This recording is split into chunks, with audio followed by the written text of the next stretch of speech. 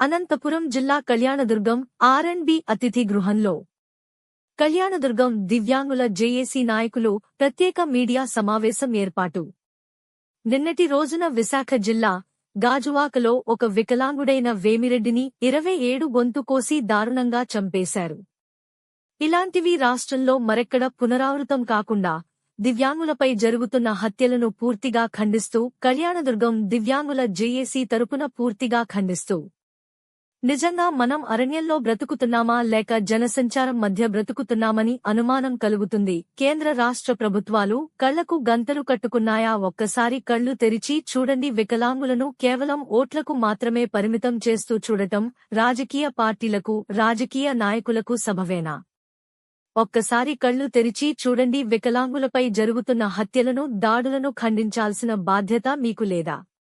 మా దివ్యాంగులు రాజకీయ పార్టీలకు ఎప్పుడు అతీతంగా ఉంటారు. ఒకవేళ వేరు రాజకీయ పార్టీలలో దివ్యాంగులు ఉన్నారు అంటే కేవలం పార్టీ మీద అభిమానంతోనూ లేక నాయకుని మీద అభిమానంతోనూ ఉంటాము. కానీ దివ్యాంగులకు ఏదైనా సమస్య వస్తే మేమందరమూ ఒకే తాటిపైకి వస్తాము. కాబట్టి రాజకీయ నాయకులు మాపై జాలి, దయ చూపించకండి. అత్యధిక ఓటింగ్ శాతం కలిగిన మా దివ్యాంగులను రాజకీయంగా ఎదగనిస్తూ సహాయపడగలరని విజ్ఞప్తి. ఇలాంటివి మరల పునరావృతం కాకుండా కేంద్ర రాష్ట్ర ప్రభుత్వాలు దీనికి కారకులైనటువంటి వారిని మా దివ్యాంగులకు కేటాయించిన 2016 చట్టరీత్యా కఠిన చర్యలు తీసుకుని శిక్షించాలని కళ్యాణదుర్గం జేసీ దివ్యాంగుల తరపున డిమాండ్ చేస్తున్నాము. మరొకమారు ఇలాంటివి పునరావృతమైతే ఎవరినైనా, ఎంతటి వారినైనా ఉపేక్షించేది లేదని రాష్ట్రవ్యాప్తంగా మా వికలాంగ సోదరీమణులు భారీ ఎత్తున ధర్నాకు పూనుకుంటామని హెచ్చరిస్తున్నాము. ఈ కార్యక్రమంలో జిల్లా అధ్యక్షులు Vasantha Kumar, state secretary Virupapalli Rajesh, Kalyanadurgam town అధ్యక్షుడు కె. ఉద్దీప్ సింహ, మల్లాపురం ధనస్వామి, కమ్మదూరు పాతలింగ, నాగరాజు తదితరులు పాల్గొన్నారు.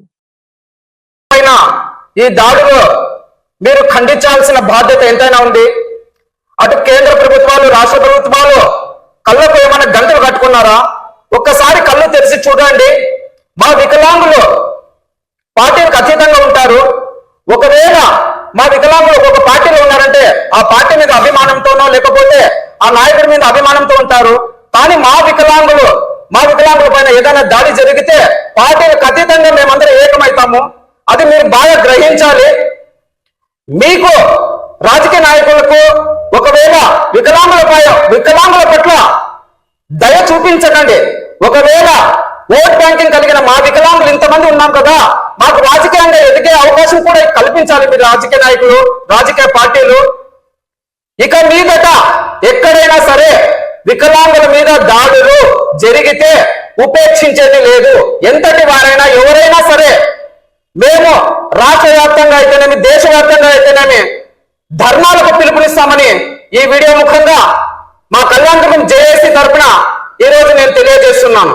ఆంధ్రప్రదేశ్ ముఖ్యమంత్రి వర్యులు గౌరవనీయులు నారా చంద్రబాబు నాయుడు గారికి, ఉప ముఖ్యమంత్రి పవన్ కళ్యాణ్ గారికి, మరియు హోమ్ మినిస్టర్ వంగలపూడి అనిత గారికి నా హృదయపూర్వక నమస్కారాలు తెలియజేస్తున్నాను.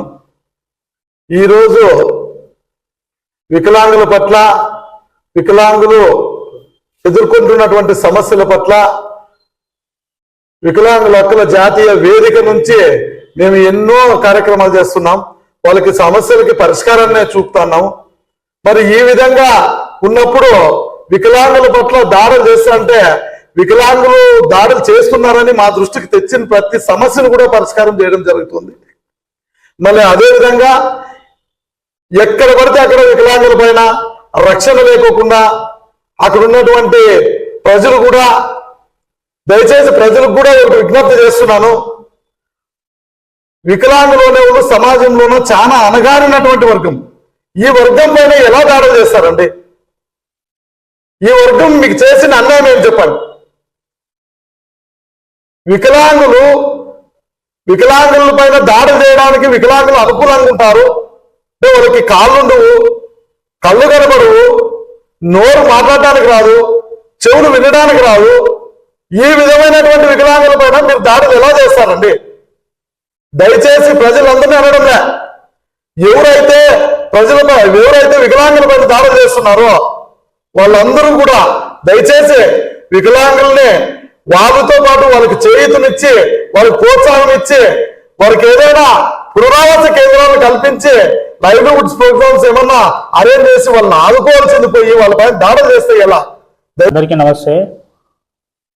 విశాఖ జిల్లా గాజువాకలో జరిగిన దారుణం ఏదైతే ఉందో సభ్య సమాజం తలదించుకునే విధంగా అక్కడ ఘటన జరిగింది.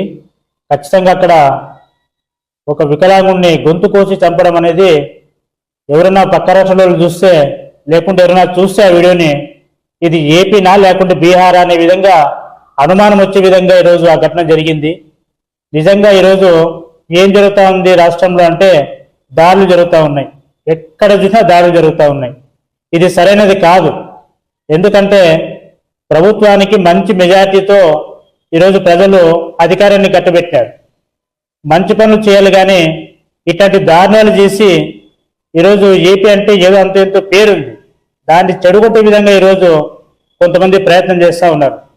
ఒక వికలాంగుని పట్టుకొని, రెండు కాళ్ళు లేని వ్యక్తిని పట్టుకొని గొంతు కోసి చంపడం అనేది నిజంగా దారుణం. అది అసలు ఎవరు కూడా దాన్ని వీడియో చూస్తేనే ఇదేం తప్ప అనే విధంగా ఈరోజు ఆ వీడియో ఉంది. కాబట్టి ఇలాంటివి మంచిది కాదు. దీన్ని హోమ్ మినిస్టర్ గారు అయితేనేమి, లేకుంటే ముఖ్యమంత్రి చంద్రబాబు నాయుడు గారు అయితేనేమి, అదేవిధంగా పవన్ కళ్యాణ్ గారు వీళ్ళంతా కూడా స్పందించాలి.